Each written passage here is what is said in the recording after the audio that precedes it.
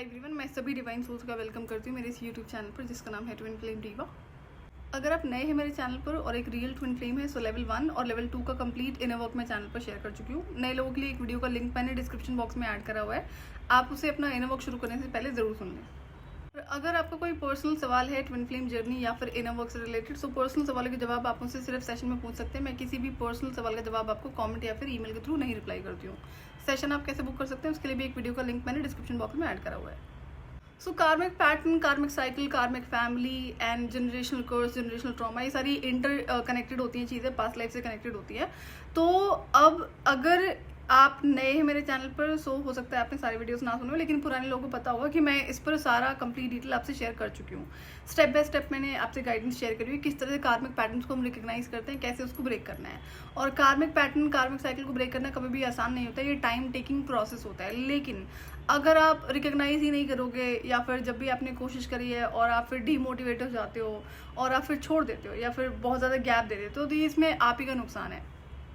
इसलिए जब भी आपने इनर वर्क शुरू करा तो अब आपको पता है कि आपके पास काम होता है बहुत सारा करने के लिए, चाहे आपका एनर्जी वर्क है डेली का या फिर 21 डेज के रिचुअल है या फिर आपका कार्मिक पैटर्न्स को रिकग्नाइज करना है एंड देन उस पर काम करना।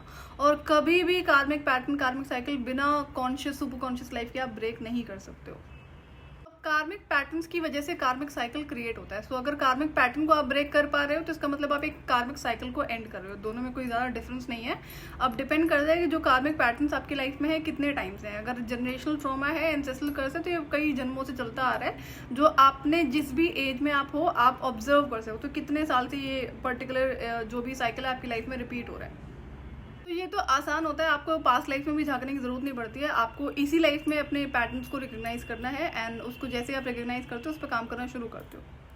जब बात डिवाइन टाइमिंग और डिवाइन टेस्ट की आती है, यहाँ पे डिवाइन टेस्ट का लिखना था, मैंने गलती से डिवाइन टाइमिंग लिख दिया है। तो जो डिवाइन टेस्ट का टाइमिंग होता है, तो ये जब भी अगर आप अपने इमीडिएट कार्मिक्स के साथ में कार्मिक साइकिल में फंसे हुए हो, जहाँ पर कार्मिक साइकिल अभी तक आप ब्रेक नहीं कर पा रहे हो, जितने भी टाइम से आप अपने इमीडिएट कार्मिक्स के साथ में कार्मिक साइकिल में फंसे हुए हो, जिसमें कार्मिक्स बहुत बड़ा रोल प्ले करते हैं, अलग अलग टैक्टिक्स यूज होती हैं आपको कार्मिक साइकिल में फंसा के रखने के लिए।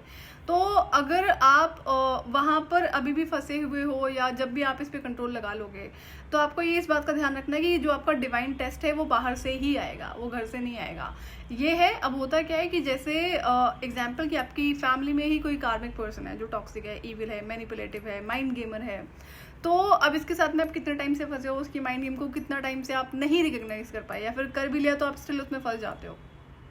सो एग्जाम्पल कि आप 25-30 साल से एक इमीडिएट कार्मिक के साथ में कार्मिक साइकिल में फंसे हुए हो। अब आपने इसको कॉन्शियसली रिकग्नाइज करा, आपको सबको पता होता है अगर आप किसी कार्मिक से डील कर रहे हो तो उसकी एक एक आदतों का पता होता है। लेकिन जब भी आप कार्मिक साइकिल को रिकग्नाइज करते हो, कार्मिक पैटर्न को रिकग्नाइज करते हो, उस पर काम करना शुरू करते हो, तो जैसे ही आप इनकी एक दो आदतों को रिकग्नाइज करते हो कि ये टैक्टिक्स खेली जाती हैं, उस पर आप कंट्रोल लगाते हो, तो वहां पर आपको नए तरीके ये लोग यूज करते हुए नजर आएंगे आपको ट्रैप करने के लिए कार्मिक साइकिल में। तो अब ये इंडिविजुअल इंसान की लाइफ में ही डिपेंड करता है कि जिस कार्मिक से आप डील कर रहे हो कितनी टैक्टिक्स उस इंसान को आती है, किस हद तक वो गिरेगा और गिरेगी, डिपेंड करता है। तो अब इस केस में क्या होता है कि हो सकता है आपने एक बार में सारी चीज़ें नहीं रिकग्नाइज करी हो, अलग अलग ट्रिक्स इसमें चलते हैं। तो अब नहीं कह सकते कि कितना साल ये चलेगा कि इसी इंसान के साथ में आप फंसे हुए हो। तो अगर इमीडिएट कार्मिक के साथ में आप 5 से 7 साल लगाते हो उसकी सारी माइंड गेम्स, टैक्टिक्स को रिकग्नाइज करने में, उस पर कंट्रोल लगाने में, तो जब आपको आप इस चीज़ को कंफर्म कर लेते हो कि अब इस इंसान की किसी भी ट्रैप में, किसी भी ट्रिक्स में, किसी भी माइंड गेम में आप नहीं फंसोगे, अब आपको कॉन्फर्मेशन होती है कि सारी चीज़ें खत्म हो चुकी हैं, इस इंसान के पास में जितनी माइंड गेम्स थी, जितनी टैक्टिक्स थी, सारी इसने यूज़ कर ली, अब कुछ बचा नहीं है।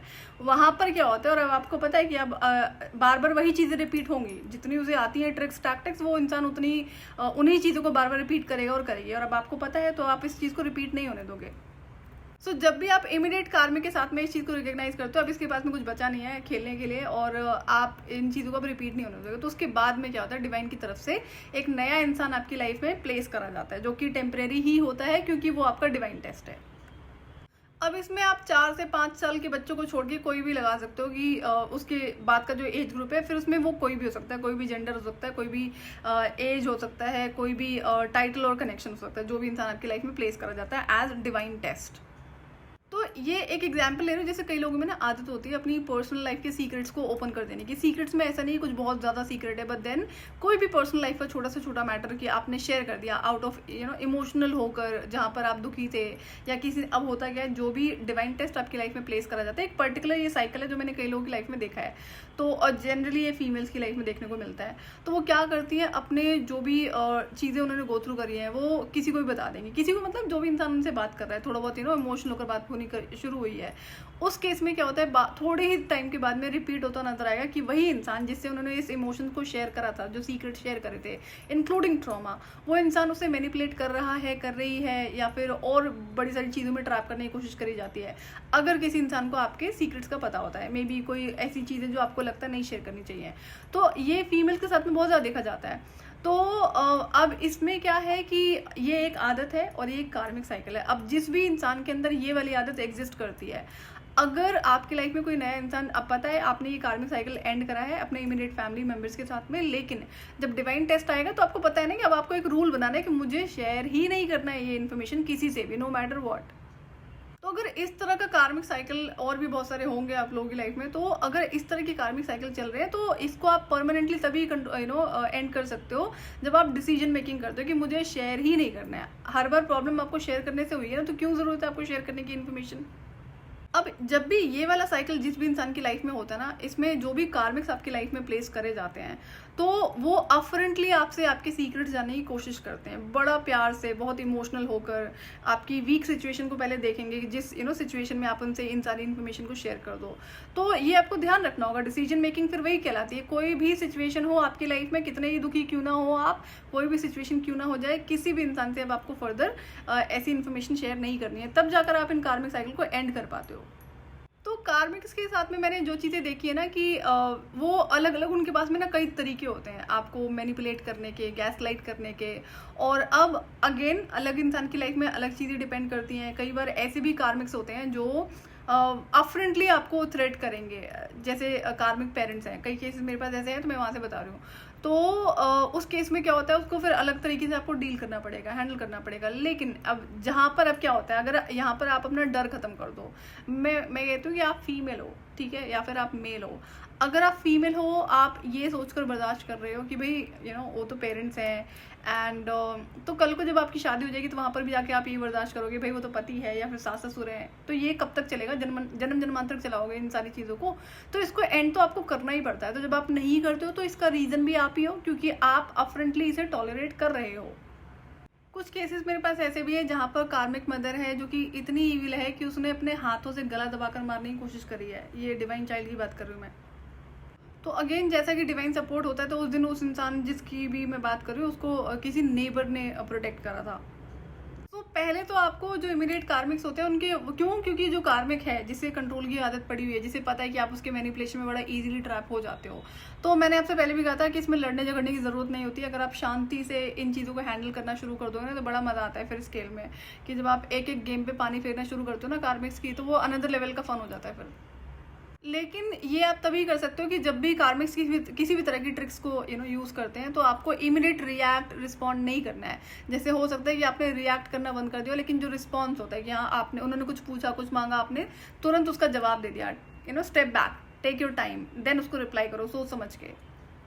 सो जब भी आप अपने इमीडिएट कार्मिक्स के साथ में डील करना सीख जाते हो कि अब उनका कोई भी माइंड गेम, कोई भी ट्रिकरी काम नहीं कर रही आपके ऊपर, तब आता है डिवाइन टेस्ट आपकी लाइफ में बाहर से।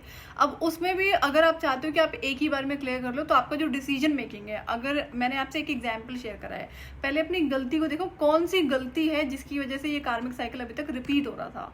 तो आपको ये पता होना चाहिए, अगर आप एक डिवाइन चाइल्ड हो, चोजन वन हो, डिवाइन वॉरियर हो, तो आप सराउंड करते हो ऐसे लोगों से। और ये क्या होता है ना, ये आपके डिवाइन मिशन में बहुत हेल्प करते हैं। ये जिस तरह की जो बाउंड्रीज आप सेट करते हो कि मुझे पास्ट के बारे में बात करनी ही नहीं है किसी से, कोई ज़रूरत ही नहीं आपको बात करने की। और जब तक आप पास्ट के बारे में बात करते रहते हो, आप कभी भी पास्ट को पूरी तरह से क्लोज नहीं कर सकते हो। पास्ट को क्लोज करना बहुत डिफिकल्ट होता है, इसमें एंटिटीज़ बड़े तरीके के ट्रिक्स खेलती हैं। तो लेकिन जब आपकी कंप्लीट हीलिंग हो जाती है ना, अब आपको फ़र्क नहीं पड़ता है अगर वो मेमोरी भी वापस आ रही है या कोई बात भी कर रहा है। तो अगर कोई इंसान बार बार आपके किसी पास्ट ट्रॉमेटिक इवेंट के बारे में बात कर रहा है तो आपको पता होना चाहिए कि वो कोई दुष्ट इंसान है, वो चाहती है कि आप दुखी हो। तो ऐसे इंसान को तो कट ऑफ ही करना होता है। लेकिन अगर पास्ट को आपको क्लोज करना है तो आपको ऐसे टफ डिसीजंस लेने ही पड़ते हैं।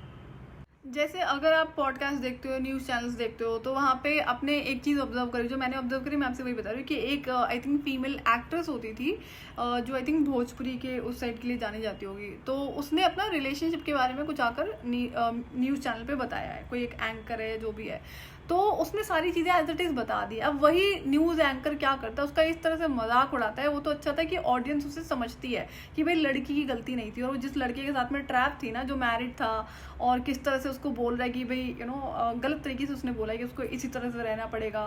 तो अब सोचने वाली बात है कि अगर आप ये मेच्योरिटी दिखाते ना, आप अच्छे इंसान हो, ठीक हो, लेकिन ये जो गलती आपने करी, क्या सोच के करी कि आप एक न्यूज़ चैनल के वो भी यंग लड़का ही है जो एंकर है, उसको जाकर आपने एज इट इज़ बोल दिया। उसको तो व्यूज़ कमाने थे, उसने अलग अलग कट करके जो भी उसकी क्लिप्स वगैरह होती हैं उसको वायरल करी है। तो अब इस केस में फॉर्चुनेटली अच्छा ये था कि भाई जो लड़का था जो गलत था, जिसके साथ में बंदी ट्रैप थी, जो कि मैरिड था, तो पहली गलती तो यही होती है। अगर आप जब भी देखो कि कोई भी मैरिड इंसान है, और कभी भी मैरिड इंसान जिसको जो लूज कैरेक्टर होता है ना, वो कभी आपको ऐसे नहीं बोलेंगे कि वो आपके साथ में रिलेशनशिप में रहना चाहते हैं या फिर एक्स्ट्रा मैरिटल रिलेशनशिप में रहना चाहते हैं। वो हमेशा नौटंकी करें, उनको आदत होती है कि उनकी वाइफ अच्छी नहीं है, वो टॉक्सिक है, वो मैनिपुलेटिव है, या उनका डाइवोर्स होने वाला है। तो यही चीज़ें उधर भी शुरू हुई थी। तो बहुत बार अच्छी लड़कियां भी ऐसे ट्रैप्स में फंस जाती हैं। क्यों? क्योंकि शुरुआत ही ऐसे होती है जहां पर ये इंसान ऐसे ही शुरू करेगा कि वो अपने घर में खुश नहीं है, उसकी वाइफ दुष्ट है। मुझे फीमेल्स का कोई आइडिया नहीं कि फीमेल्स भी ऐसा करती है। हाँ, जिनको जो लूज कैरेक्टर वो ऐसे करती होंगी, बट देन रियलिटी है, अगर मैस्कुलिन्स की तरफ से मैं बताऊंगी तो शुरुआत ऐसे ही होती है। और ये कॉर्पोरेट में मैंने बहुत देखा था। तो ऐसी बहुत सारी लड़कियां जो फंस जाती है ना इस तरह के ट्रैप्स में, जहाँ पर जो मैरिड मैन है, तो वो कोई भी एज का हो सकता है। तो मतलब मैं मैरिड लोगों की बात कर रही हूँ, तो वहाँ पे जो चीज़ें मैंने देखी वो शुरू ही ऐसे ही होता है, इमोशनल ब्लैकमेलिंग से, या फिर कई बार रोकर दिखाना, दुखी होकर दिखाना। मतलब दे आर गुड एक्टर्स। तो लड़कियां क्या करती हैं, इस चीज़ में फंस जाती हैं। उनको लगता है भाई बेचारा सच में ही दुखी है। अब उसको तो पता है कि वो एक्टिंग कर रहा है, लेकिन अगर आप अपने इंट्यूशन पावर से सच में ऑपरेट कर रही होती हैं, आप ऑब्जर्वेशन पे रहती, तो आपको पता चलता कि ये एक्टिंग ही चल रही है। तो कई बार अच्छी लड़कियां इन चीज़ों में फंसती हैं। क्यों फंसती है? क्योंकि वो अपने इमोशनल साइड को ढंग से हैंडल नहीं कर पाती हैं।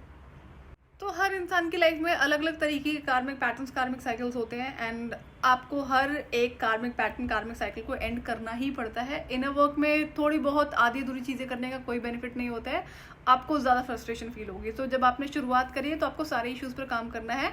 एंड एज आई अगेन से कि लाइफ अच्छी है, ब्यूटीफुल है, एक बार आप सारे कार्मिक पैटर्न, कार्मिक साइकिल्स को ब्रेक कर लेते हो, आप यहाँ पर एक बहुत हैप्पी, पीसफुल, अबंडेंट लाइफ ज़रूर जी सकते हैं। अगर अभी भी आप इमीडिएट कार्मिक्स के साथ में फंसे हुए हो, तो आपको करना क्या है कि आपको शांति से बैठना है कि उस इंसान की माइंड गेम्स को रिकॉग्नाइज करो कि ये इंसान किस किस तरीके की माइंड गेम्स को खेलता है और खेलती है, और उस पर आपका क्या रिएक्शन या फिर रिस्पॉन्स होगा। रिएक्शन तो देना ही नहीं होता, पहले ही मना करा मैंने, आपको रिस्पॉन्स करना है, बट उसमें सोच समझ कर ही आपको रिस्पॉन्स करना है कि आपको, मैंने पहले भी कहा था, कार्मिक्स को किसी भी तरह के बेनिफिट्स नहीं देने होते, इंक्लूडिंग आपकी एनर्जी। किसी भी तरह का सपोर्ट आप करते हैं तो आपको ये बंद करना होता है। सो डिवाइन टेस्ट तो होता है और ज़रूर होगा। एंड अगर इमीडिएट कार्मिक के साथ में जब भी जितना भी टाइम लेकर आप किसी भी कार्मिक साइकिल को आपको लगता है अब आप एंड कर चुके हो, अब सारी ये चीज़ें खत्म हो चुकी हैं, अब आप किसी भी तरह का किसी भी तरह के माइंड गेम या फिर ट्रैप में नहीं फंसते, उनको जिस भी तरह से कार्मिक साइकिल चलाया जा रहा था, जैसे एंगर एक बहुत बड़ा इशू होता है, तो इस पर आपके जो कॉन्शियस और सुपर कॉन्शियस डिसीजन मेकिंग होती है ना, वही बहुत ज़्यादा हेल्प करती है।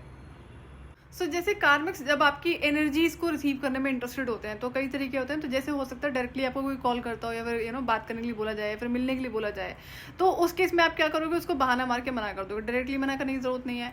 दूसरा, अगर वो आपसे किसी तरह का सपोर्ट मांगते हैं, तो उसको भी आपको बहाना करके ही मना करना है, एज इफ आप उसको रियली में हेल्प नहीं कर पा रहे हो। तो यही तरीके होते हैं। अगर आप उसको अपफ्रंटली बोलते हो, मना करते हो कि मुझे नहीं हेल्प करनी है, तो उस केस में क्या होगा, वहाँ पे आर्ग्यूमेंट, डिस्कशन शुरू हो जाएंगे, और उसमें आपकी एनर्जी ज़्यादा जाएंगी। तो अब ये क्या होगा कि बार बार ये हो सकता है चीज़ें रिपीट हो, कि वही इंसान आपसे बार बार सेम चीज़ को रिपीट करने के लिए बोले कि अगर उसे किसी तरह की हेल्प चाहिए, तो अलग अलग थोड़े थोड़े टाइम के गैप पे, तो आपको पता है हर बार आपको नो ही बोलना है, अलग अलग बहाने मार के। इस तरह से आप इन चीज़ों को टैकल कर सकते हो, इसका और कोई तरीका होता नहीं है। और अगर अब आपको पता है कि आप कार्मिक पैटर्न, कार्मिक साइकिल्स को रिकग्नाइज कर पा रहे हो, जहाँ पर एंगर से रिलेटेड हैं चीज़ें, तो आपको पता है कि इंसान आपको अगर पर्टिकुलर तरह की बातें बोलता है, बोलती है, तो आपको गुस्सा आता है, तो वहाँ पे कोई तो रिएक्शन या रिस्पॉन्स आप करते हो, तो उस टाइम पे आपको थोड़ी देर के लिए स्टेप बैक करना है, वहाँ से हट जाना है। इस तरह से करते करते कुछ टाइम में आप इसको ज़रूर ब्रेक कर पाओगे।